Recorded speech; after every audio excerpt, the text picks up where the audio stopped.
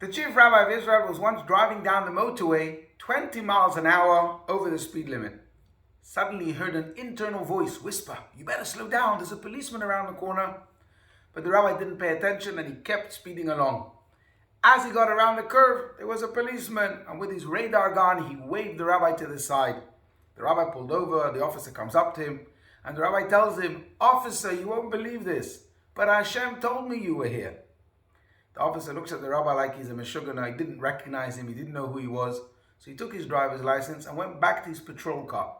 A few minutes later, he comes back, gives the rabbi the license and says, "Listen here, Chief Rabbi, I'm going to let you go, but the next time Hashem speaks to you, you better listen." Listening's not easy, especially in modern society with all its distractions and pressures. As modern people, we instinctively think that quiet hours are less significant than the busy ones.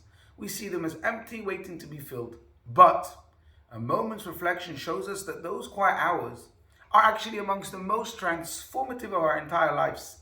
They are when the magic happens. A deadly plague forced Isaac Newton to stop his teaching at the University of Cambridge and to flee into the countryside.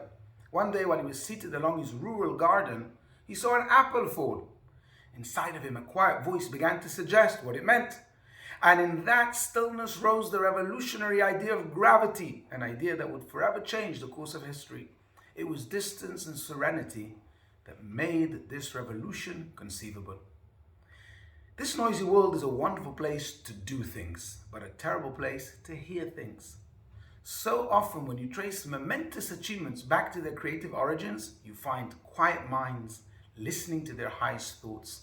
These moments are not unproductive. They are what makes productivity possible. A great pianist was once asked by an admirer, "How do you handle the notes as well as you do?" The pianist answered, "The notes I handle no better than many pianists, but the silence between the notes, that is where the art resides. The space in between is where greatness is found." And this is why this Shabbat is so special, as it's the silent pause between the notes. On Rosh Hashanah, we made noise with the shofar. Yom Kippur, we made noise with our prayers. So just before we go to make more noise by shaking the lulav and dancing and singing on Simchat Torah, we take a pause. It's called Shabbat Hazinu, which means to listen.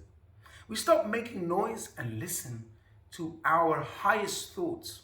This Shabbat gives us time to reflect on what we achieved in the last 10 days and in which direction we're heading in the next holiday of Sukkot and Simchat Torah, so that we can make it the best ever and achieve the greatest results. Shabbat Shalom.